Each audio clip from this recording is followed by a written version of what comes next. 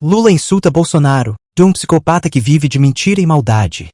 O presidente atacou o rival político e a Lava Jato durante visita a uma refinaria de petróleo. Criticando a Lava Jato e contra a antiga gestão da Petrobras, o presidente Luiz Inácio Lula da Silva, PT, voltou a chamar o ex-presidente Jair Bolsonaro, PL, de um psicopata ao falar sobre a gestão da estatal durante os anos de governo do ex-CEO mandato. Ao participar da cerimônia de reinvestimento do Programa de Aceleração do Crescimento, PAC, na refinaria Abreu e Lima, RNES, em Pernambuco, nesta quinta-feira, 18, o petista atacou o ex-presidente, chamando-o de um psicopata que vive de mentiras, maldades e insultos aos outros. Cercado de ministros e aliados, Lula disse ainda que a Operação Lava Jato foi organizada por alguns juízes e promotores deste país subordinados ao Departamento de Justiça dos Estados Unidos que não queriam e nunca aceitaram que o Brasil tivesse uma empresa como a Petrobras. O CEO afirmou que a Lava Jato não queria condenar pessoas envolvidas em esquemas de corrupção. Segundo sua avaliação, o objetivo da investigação era punir a soberania do Brasil e da Petrobras. Quando deixei a presidência, tive as demonstrações financeiras dos 8 anos de governo aprovadas por unanimidade pelo Tribunal de Contas e pelo Congresso. Apenas 5 anos depois, teve início o processo de denúncia da Petrobras. Não foi contra a Petrobras, porque se você quisesse mesmo investigar corrupção, você faria. O que não pode ser punido é a soberania de um país como o Brasil e de sua sociedade mais importante, declarou. A construção de Abreu e Lima durou 9 anos, de 2005 a 2014, com um atraso de 3 anos para o início das operações parciais, anteriormente previstas para 2011. O projeto foi desenhado em colaboração com a estatal venezuelana PDVSA, originalmente em um acordo pelo governo petista e pelo regime do então presidente venezuelano Hugo Chávez. A obra se tornou um dos símbolos da investigação da Operação Lava Jato sobre o escândalo do Petrolão, plano para desviar recursos da Petrobras. A construção também foi objeto de processos na Comissão de Valores Mobiliários, CVM, e no Tribunal de Contas da União, TCU.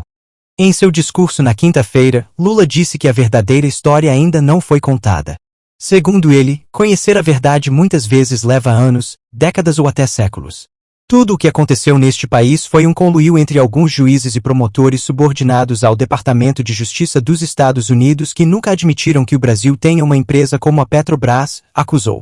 O petista disse que poderia ter voltado à disputa presidencial em 2014 e que estava confiante de que venceria as eleições.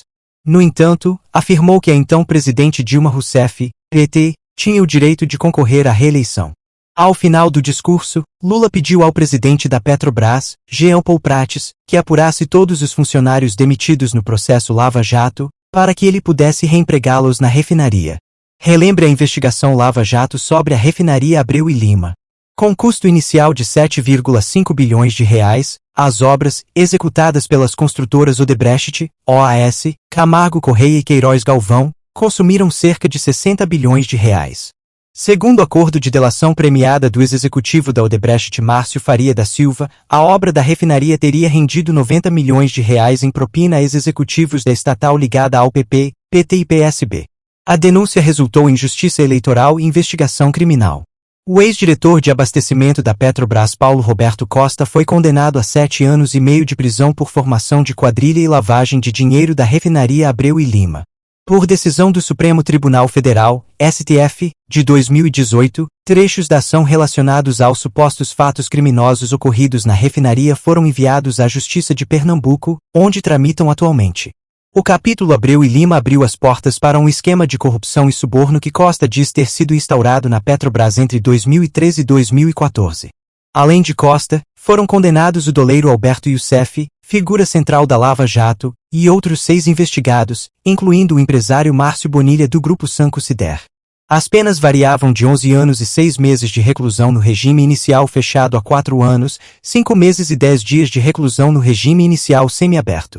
Assista! Não esqueça de deixar seu like, comentar, compartilhar, isso me ajuda bastante. Se quiser me apoiar, link na descrição. Obrigado.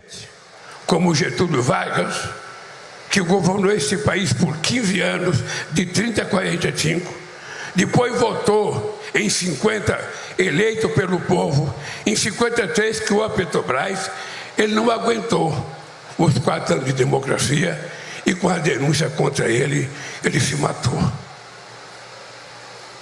eu acho que eles imaginavam que poderiam fazer o mesmo comigo.